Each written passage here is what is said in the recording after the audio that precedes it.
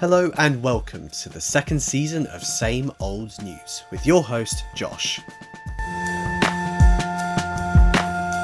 Episode 5, The Journalist of Global Authority. Hello and welcome to Season 2 of Same Old News. I am your host Josh, and this season we have been exploring some of the individuals and newspapers that shaped the British conservative press scene of the late 18th and early 19th century. Now, before we get into this episode, I have to correct the record that I have mistakenly put into my 2 previous episodes, as this is actually the last episode of the season. I can only apologise if you were expecting an extra episode after this one. That is on me, and I do apologise. But nevertheless, we have one more episode for you all today, and it surrounds a name that we have mentioned in a previous episode this season: the conservative bureaucrat John Barrow. Barrow worked with multiple newspapers throughout his career: the Cape Town Gazette, the Quarterly Review, the Representative, and the Edinburgh Review. He was also a prolific book writer, writing over a dozen books throughout his life. His interests in his articles, which mainly took the form of book reviews, were matters of science and particularly exploration. He would focus his analysis on engaging with the idea of an author's authority, in quotation marks, to write on subjects. He engaged in disparaging what were known as armchair explorers and imperialists, people who would write from the comfort of their study instead of exploring and writing about what they actually experienced and saw. This, however, is a point of contradiction for John Barrow. His own work built up his own reputation as a figure of authority on matters of exploration and science, especially with the 2 voyages that he personally sponsored throughout his political career: finding the mouth of the Niger River in West Africa, and finding the fabled Northwest Passage, a route to link the Atlantic and Pacific Oceans via the polar seas of North America. Key to his public calls for support for these voyages was his public image and reputation as a respected and experienced hand on both, despite the fact that he never travelled to either. So how did Barrow manage to build an image of authority when he himself was not one? His work in the world of journalism and the people he associated with is key to understanding this. But it also shows how the newspaper and articles could act as a springboard to bring you more political and social influence. In Barrow's case, it meant pushing a conservative vision of empire and working within circles of his Tory allies. So, who was John Barrow exactly? Born in Ulverston, Lancashire in 1764, Barrow left education in his teenage years and eventually wound up working in Liverpool at an iron foundry.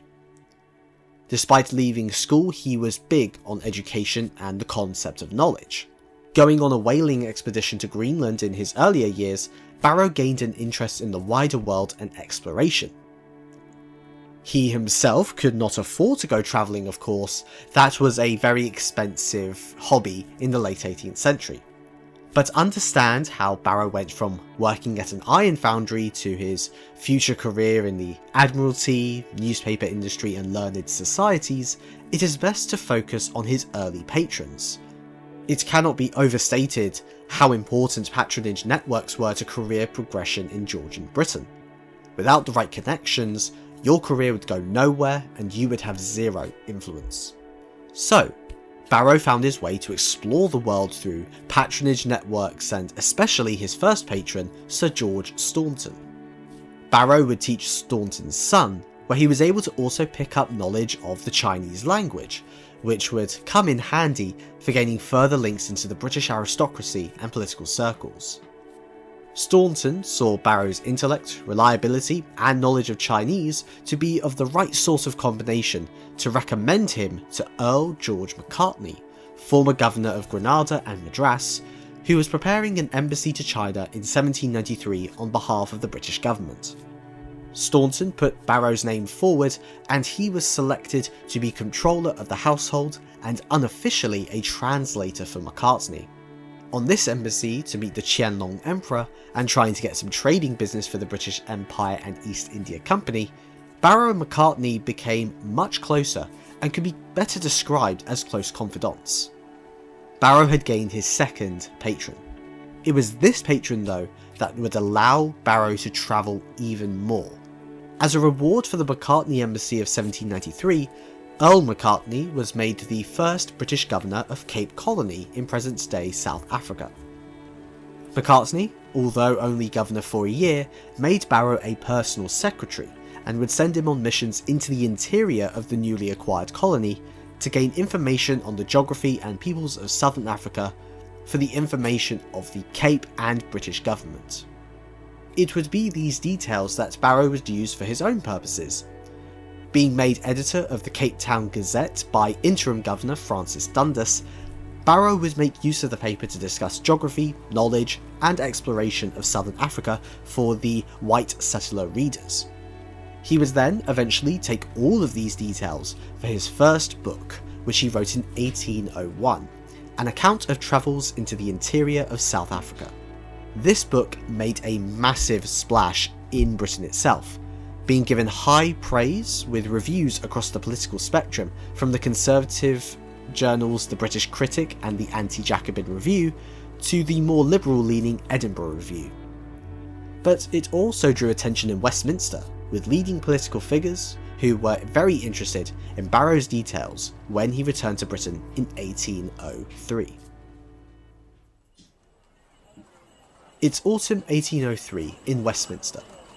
John Barrow has been summoned to a dinner with the former Secretary of State for War, Henry Dundas, 1st Viscount Melville, and former Prime Minister William Pitt the Younger. Both of these men have been out of government since 1801, and probably knew they would be back in power soon, which is why they have summoned Barrow. Ah, Mr. Barrow, a pleasure that you could join us for dinner. The pleasure is all mine, Mr. Pitt. Lord Melville, a pleasure to make your acquaintance. Enough of the prattle, Mr. Barrow. Come, take a seat. The food is coming through now. I have been looking forward to meeting you after reading your marvellous work on Southern Africa. Well, I must admit I am flattered, my lords, that you enjoyed my book. It was a painstaking exercise. It is worthwhile for me hearing your high praise of it. What about it did you enjoy the most? The geographical observations, the natural history, the customs and manners of the local populace? Which one? All of those are indeed interesting, Mr. Barrow. But I was more interested in your comments as they relate to my interests in the Cape Colony for our expanding empire. I have heard that you disapprove of handing the Cape back to Holland. I feel that the Cape of Good Hope also ought never to be parted with. Well, we certainly share that opinion, my lord. It is surprising that the government has taken this course of action since Mr. Pitt was forced to resign. Lord Melville and I agree, Mr. Barrow, but we both thought that, well, perhaps you would be interested in writing a second volume on Southern Africa. The first volume received much praise. I do not doubt that readers would enjoy consuming another of your fine works. I have considered writing on China and Cochin China next, but time could certainly be spared for a second volume. I did have further observations that had to be purged from the original. That is marvellous to hear, Mr. Barrow. I would only recommend that you place further observations of vast importance to this country. That being, the Cape's geographical position with reference to India, its use for resupply of our shipping, the use of its ports and harbours for our commercial interests most particularly. Would this be possible, Mr. Barrow? It would certainly help us in deciding who would be my secretaries in a future department of the Admiralty under my eye. Certainly, Lord Melville. I will look up what information I possess and endeavour to meet your views on the subject. So that is what Barrow did, publishing a second volume to his celebrated work on travels in southern Africa. He also followed up his success with books on travels to China and Cochin China, present-day southern Vietnam, following a similar structure and tone as his works on South Africa. And Barrow was indeed rewarded for his second volume of Southern Africa, being granted the position of Second Secretary to the Admiralty, a position he would retain almost continuously from 1804 to 1845. He would also be elected as a member of the Royal Society in 1805 for his contributions to scientific knowledge, showing the authority that his work had already granted him. His books of the decade of the 1800s followed a structure discussing geographical features, scientific phenomena, accounts of the region's resources, as well as what he terms the customs and manners of the local population. The last one was a way for Barrow to discuss concepts of race in his work, mainly for the aim of understanding how different ethnic groups would respond to a British takeover or commercial interaction with the British if they wanted to trade. This structure is something he would maintain throughout his publishing and later journalistic career. However, he was suffering from diminishing returns with each book. As time progressed, less glowing reviews surfaced, and he had no more travels to write about. Barrow would need a new outlet to regain the momentum on his newfound infamy in travel writing. It is 1809 in the offices of the Admiralty. John Barrow is continuing his daily tasks on behalf of the First Lord of the Admiralty, sending communications, drafting reports and the like. He is interrupted though by the entrance of the Foreign Minister and later Prime Minister George Canning. Mr. Barrow, just the man I have been searching for. Oh, Mr. Canning, this is certainly a surprise. Most people don't see you that often unless you are in St. Stephen's Hall or your office. To what do I owe the pleasure? Well, Mr. Barrow, you know I often trouble you only on business with the Admiralty, but I am here today to inquire on a separate, apolitical subject. I am requesting a favour of you. I believe you are acquainted with my friend William Gifford? By reputation, but not personally. Then I must make you personally acquainted. Will you come and dine with me at Gloucester Lodge any day? The sooner more agreeable, say tomorrow, if you are disengaged.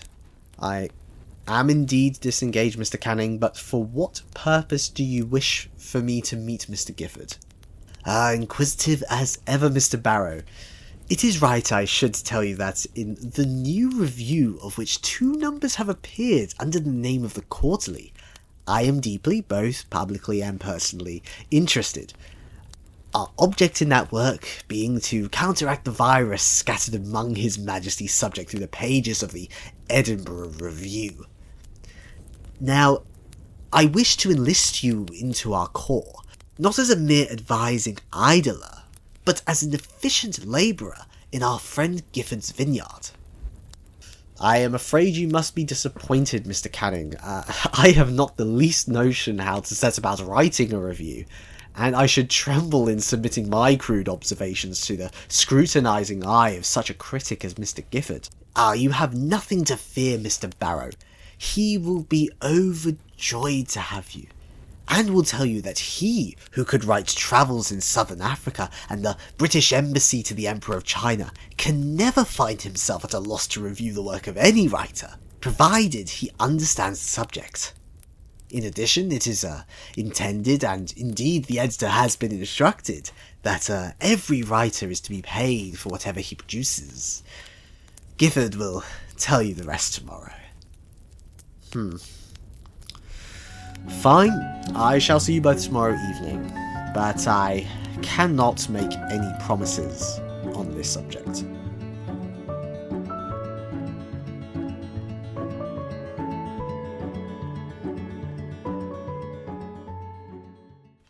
After this meeting, Barrow was convinced to begin writing for the Quarterly Review. He started with a review on travels in Beijing by a French author called de Guigné.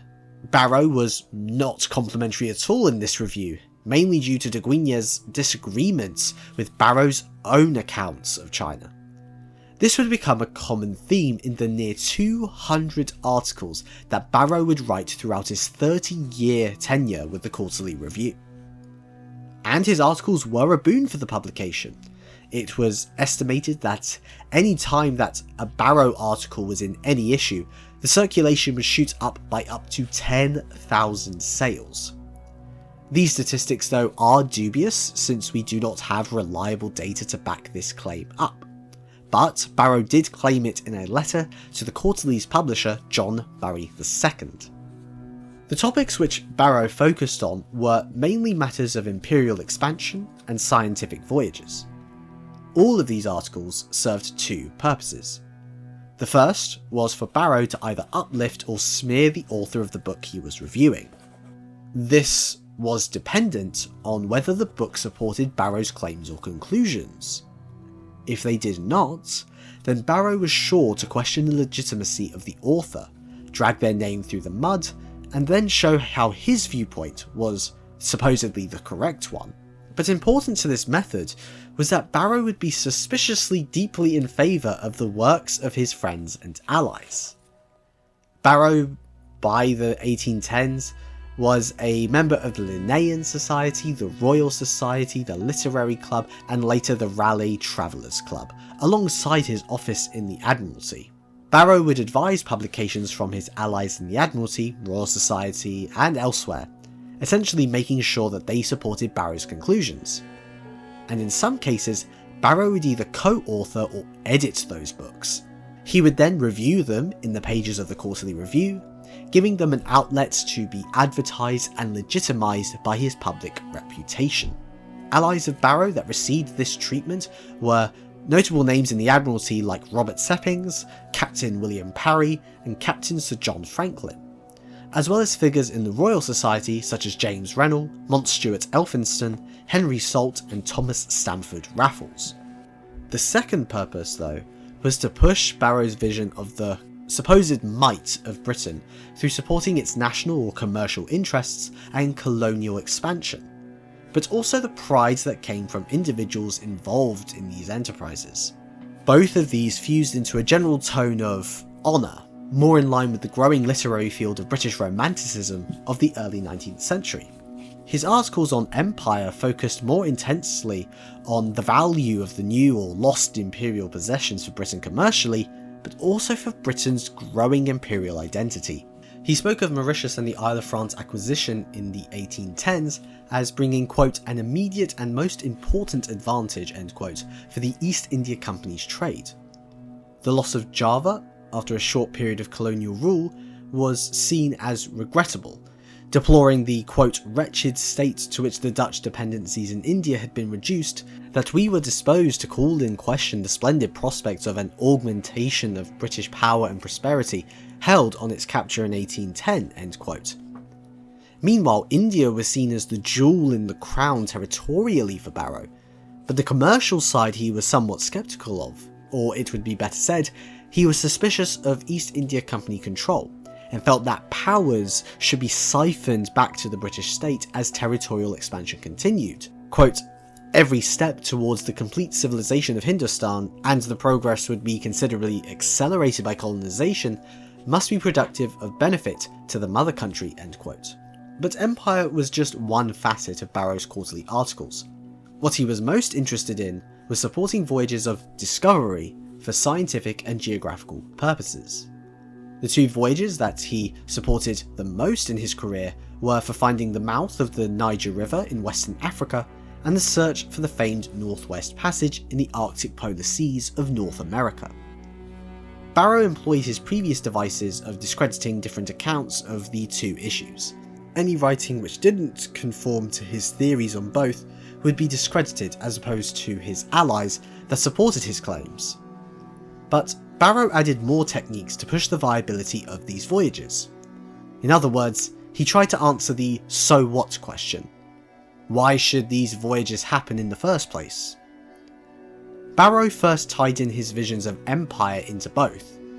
For the Northwest Passage, Barrow saw its discovery as valuable for trade with China and India, but with the Niger River there was a deeper imperial ploy. Barrow's thirst for imperial expansion knew no bounds. He was one of the most influential voices in favour of imperial expansion in Australia, Africa, and India. For this river though, Barrow had some choice words regarding what the exploration would achieve outside of geographical knowledge. He wrote of the local population as a, quote, ill-gated country without, quote, laws to restrain or government to protect them, end quote. He was making a classic imperialist developmental argument. The knowledge of the land and rivers that he was proposing would enable further information beneficial for imperial expansion as the century progressed. So his voyages served a double purpose: the nebulous concept of knowledge, but also information for planning his vision of a British Empire and its expansion. His exploits in these articles not only normalised the idea of imperial expansion and voyages for national benefit, Barrow also tied the idea of discovery, knowledge, deadly voyages, but also the empire itself as central to the idea of a British national identity and national pride. He spoke of martyrdom, the deaths of the explorer Mungo Park, and the long English history of exploration to the Northwest Passage, and the many deaths, as part of a British identity. This being not of merely exploration, but somehow an idea of British valour and sacrifice, all in the name of a greater cause. Now, if we look at this a bit more critically, I think it is Barrow trying to cover up his own failures as a voyage planner, since every voyage that he had a significant part in planning went horrifically wrong, leading to immeasurable deaths, probably because he had no clue what he was actually doing. For more details on those failed expeditions, do read Fergus Fleming's really good book, Barrow's Boys. But these influences could be seen as coincidental. What other influence did he have? Well, his social circles and memberships of scientific and other learned societies would show this. His membership of the Linnean Society, the Royal Society, the Literary Club, and the Raleigh Travellers Club also gave him a wide-reaching influence politically to work his way around the bureaucracy of government. His membership was tied to his articles and books, those giving him the authority and authenticity needed to be seen as a natural philosopher and reliable source of information, giving him that membership. This then also fed into his articles, as those societies gave him even more legitimacy for what he would then say. This was especially the case in the Royal Society, where he, in his position as Second Secretary of the Admiralty, would act as liaison between the Admiralty and the Royal Society. This was important as scientific voyages commissioned by the Admiralty would send discoveries and resources found to the Royal Society for scientific experiments and testing. Barrow tied the polar voyages that he supported to the Royal Society for further legitimacy through this method. However, there was an issue that Barrow came across in all of these societies. None of them prioritised geographical science at the centre, nor voyages in the sense that Barrow wanted. They were more focused on the science and not the vision of prestige or valour that came with it for Britain's identity. And Barrow wanted a group that would actually achieve that.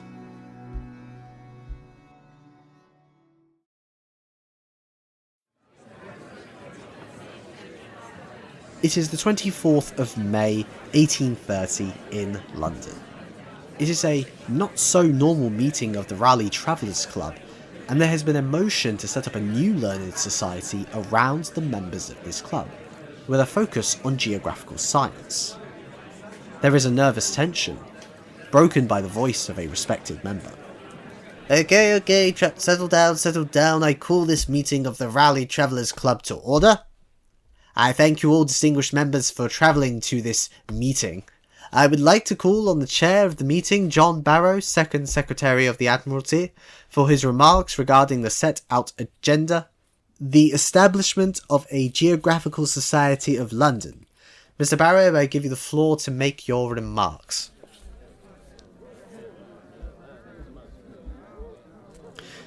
Thank you very much, sir.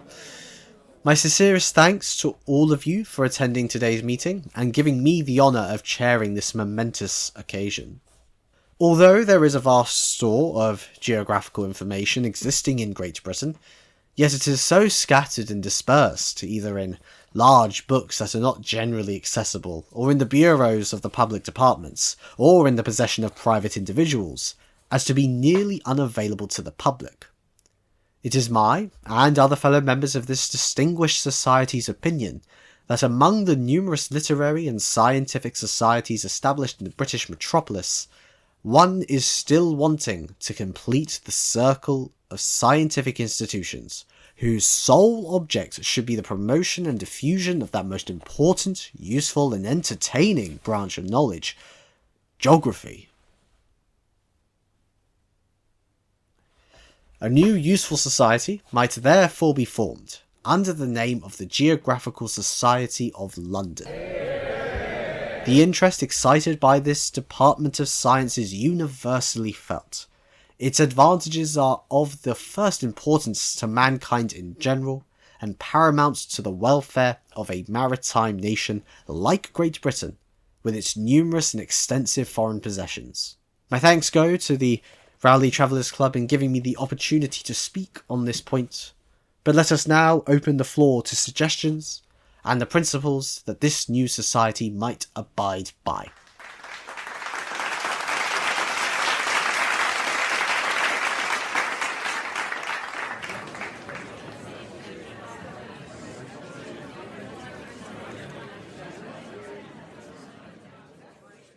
The Geographical Society of London, within a year, received royal patronage, making it the society known today as the Royal Geographical Society.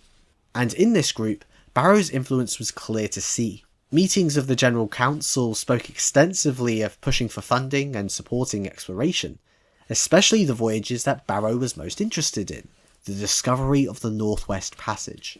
And this would have been helped by the membership of the Royal Geographical Society Committee.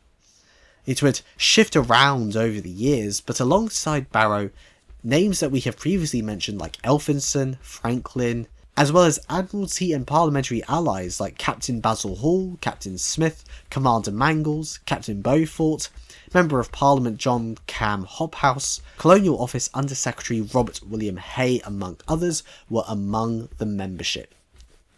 Barrow's influence spread further than the content of his articles. He pushed his ideological framework of empire and navigation deeper into bureaucratic and scientific circles. It was a conservative political project, pushing his vision of imperial expansion and the nature of how science and geography could advance the interests of the British state and national identity. But how did Barrow see his work in articles and politics? Well, he thought that all of this was not political in nature at all, despite being a self-admitted Tory/conservative. But in his autobiography, he makes the case for his supposedly neutral stance, politically and journalistically. Quote, "In all my critical labours, I avoided touching upon politics as much as possible, almost, I might say, altogether. Mine were, for the most part, confined to the examination of voyages and travels, discoveries and descriptions of countries and their inhabitants, little if not at all known, discoveries in natural history and the arts, in naval improvements and other professional subjects, many as regards China an inexhaustible subject, Africa and America the same, the British fisheries, shipbuilding and naval timber, dry rot doctors and quackery in general, inventions the history of, steam engine, canals and railroads. But the great mass of articles embraced the geography and history of the various nations of the globe, and the present condition of their inhabitants, and I believe there are very few that have not been treated of scarcely a corner of the world unscrutinised." End quote. Strong words from John Barrow, but rather hollow when you critically analyse his work, both in writing and politically. Barrow was a classic political opportunist. He had a goal in mind. On the surface level, it would seem as if he was simply supporting exploration and voyages for the sake of knowledge. But dig deeper into his motives and you see a political end in mind. There was a personal edge. rising his own infamy and securing his political status in the Admiralty and becoming a baronet. But he was also pushing his conservative vision of Britain on a global scale. The expansion of empire as it served his idea of commercial Britain. And those voyages? All designed to bring a British identity of exploration and pride. The voyages, though, also served an imperial purpose, preparing newly discovered lands for imperial intervention and exploitation by the British state. This would be solidified in the 19th century's Pax Britannica and Victorian high imperialism, the peak of the British Empire. And all of Barrow's political movements were made possible from the nib of a quill, through books and newspaper articles, establishing his authority to make such claims.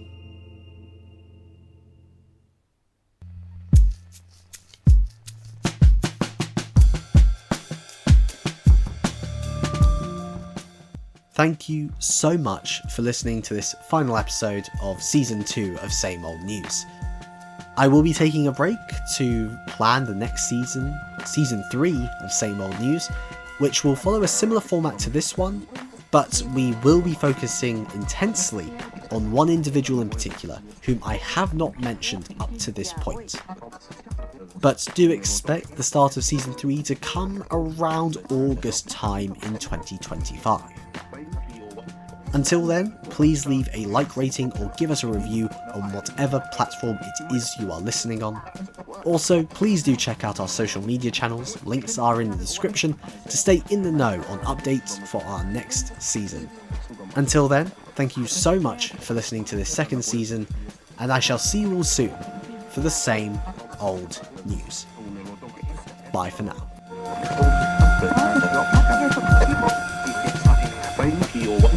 One for a start.